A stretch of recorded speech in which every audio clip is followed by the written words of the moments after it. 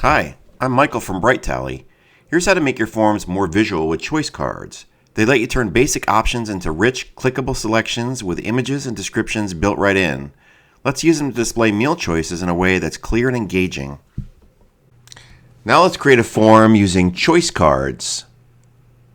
We're going to enter our form title here, and then we're going to go to the fields. So we're going to enter our name field so we can collect a person's name. We're going to make it a required field. We're going to add an email address as well, also make it a required field.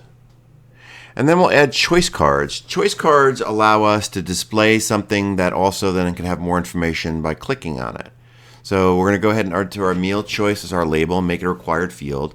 And for our first choice, we're going to enter an herb-crusted Atlantic salmon.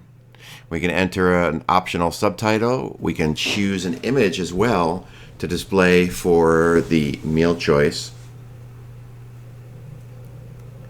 And we can go ahead and put in a longer description which gets displayed under more details.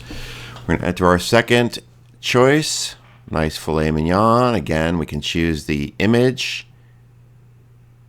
and go ahead and provide our full-length description.